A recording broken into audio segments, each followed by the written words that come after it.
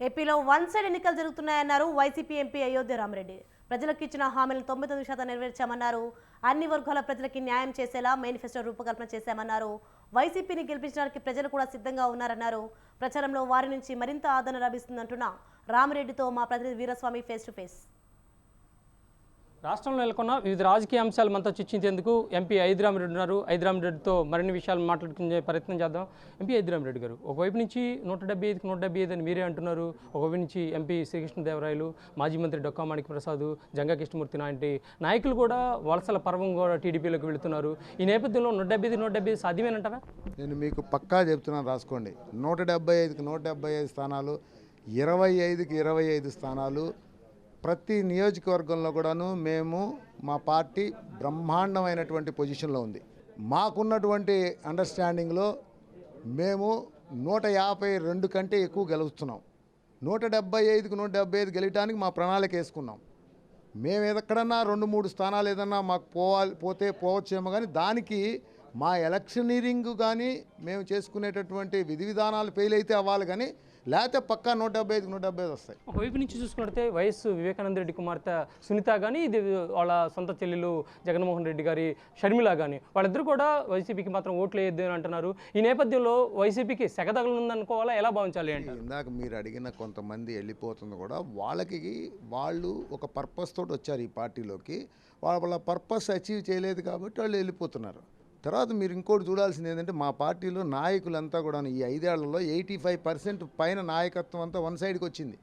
మాతోటి ఉన్నారు. ఇక్కడ ఓవర్ఫ్లో అయిన వాళ్ళు, ఇక్కడ ప్లేస్ లేక, ఇప్పుడు డొక్కా గారు ఉన్నారు, మేమంతా బాగా కలిసి ఉన్నాం కదా నిన్న మొన్నదాకా.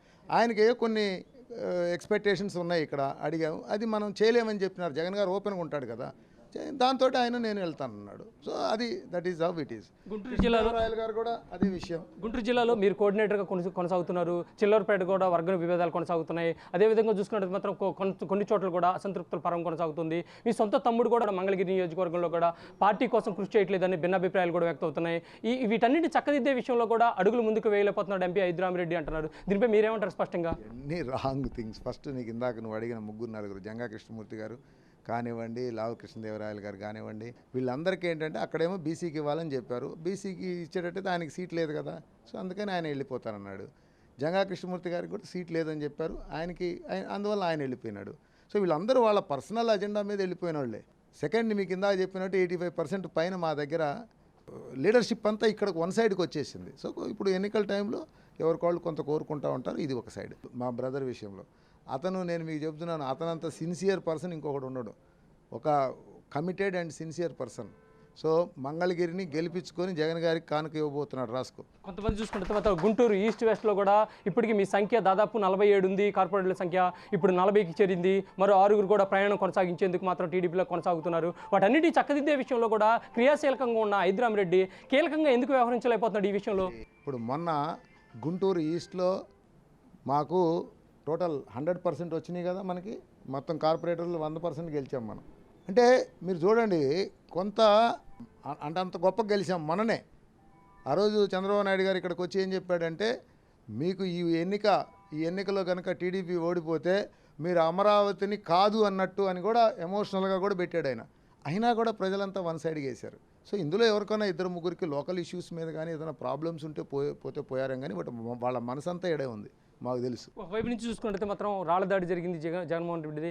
గతంలో చూసుకుంటే మాత్రం కోడి కత్తి డ్రామాకి తలపించే విధంగా మాత్రం క్రియాశీలకంగా వ్యవహరిస్తుంది అనేది మాజీ ముఖ్యమంత్రి చంద్రబాబు నాయుడు అంటున్నాడు. దీనిపై మీరేమంటారు? చాలా తప్పు మాటలు మాట్లాడుతున్నారు. ఒక ముఖ్యమంత్రి స్థాయిలో ఉండి, పార్టీ అధ్యక్షుడిగా ఉండి, జగన్మోహన్ రెడ్డి గారి క్యారెక్టర్ ఏంటో కూడా అర్థం చేసుకోవాలి ప్రతి మనిషికి కూడా. తను ఊరికే ఇట్లాంటి పిచ్చి పాటలు, పిచ్చి డ్రామాలు వేసే మనస్తత్వం కాదైంది. చెప్పేది అసలు నిజంగా ఒక అబద్ధం చెప్పించలేము ఆయన చేత. ఏదైనా ఒక చిన్న మీరు అటు ఇటు చూడండి అనే దానికి కూడా ఒప్పుకోడు. అలాంటి మనస్తత్వం ఫస్ట్. నేను ఆ ఇన్సిడెంట్ రాయి తగిలిన రోజు నేనున్నాను, బస్సులోనే ఉన్నాను నేను. నాకు తెలుసు యాక్చువల్గా ఎంత బాగా తగిలింది, అది వచ్చి ఇంత గట్టిగా తగిలింది. నిజంగా ఇంకోళ్ళే అట్లా పడాలా, మనిషి దిమ్మ తిరిగింది. ఎవరైనా కానీ ఇలాంటి డ్రామాలు చేస్తారండి. అది పంక్చర్ అయింది, ఇది ఇంత లోపలికి పంక్చర్ అయింది. 3 కుట్లు పడ్డాయి. ఫస్ట్ కుట్లు లేకుండా మేనేజ్ చేసుకుందాం అనుకున్నాడు. ఒక 5 నిమిషాలు ఇట్లా మొత్తం ఇదైపోయింది, దిమ్మ అయిపోయింది. నేను ఉన్నాను కదా పక్కనే. సో మనిషి అదే కనుక ఇక్కడ కొంచెం యువతలో తగిలి, కొంచెం ఇక్కడ తగిలి ఉంటే అసలు ఎంత హాఫ్ ఇంచే కదా.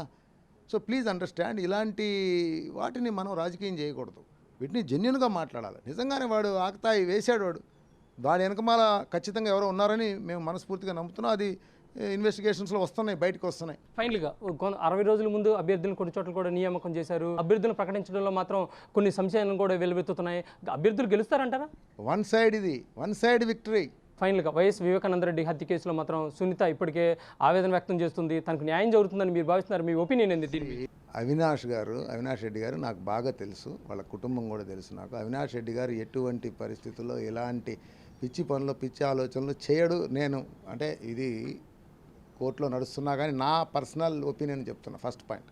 సెకండ్ పాయింట్, సునీతమ్మ కానీ వాళ్ళ కుటుంబంలో కూడా వాళ్ళు ఏంటంటే వాళ్ళు కూడా ఒక ఇబ్బందులో వాళ్ళకి ఏం అర్థం కాక ఏం జరుగుతుందో అనేసి ఎవరో ఇన్ఫ్లుయెన్స్ చేస్తే ఆ ఇన్ఫ్లుయెన్స్లో వాళ్ళు మాట్లాడుతున్నట్టుగా నాకు అనిపిస్తుంది. ఇది మొత్తంగా చూసుకున్నట్లయితే మాత్రం రానున్న ఎన్నికల్లో మాత్రం వైసీపీ విజయకేతనం ఎగరవేస్తుందని ఎంపీ ఐద్రామిరెడ్డి చెబుతున్నారు. దీంతో పాటు చూసుకున్నట్లయితే మాత్రం జగన్మోహన్ రెడ్డి మీద పర్సనల్గా అటాక్ చేస్తున్నారు ఉమ్మడి కూటమి అభ్యర్థులు. అదేవిధంగా చూసుకున్నట్లయితే మాత్రం విజయకేతనం ఎగరవేసేసి వన్ సైడ్ ఎలక్షన్స్ జరుగుతుందని తన అభిప్రాయం వ్యక్తం చేస్తున్న పరిస్థితి నెలకొంది. ఇది మొత్తంగా చూసుకున్నట్లయితే ఇక్కడ తాజా పరిస్థితి. కెమెరామెన్ రమణతో వీరాస్వామి, స్వతంత్ర న్యూస్.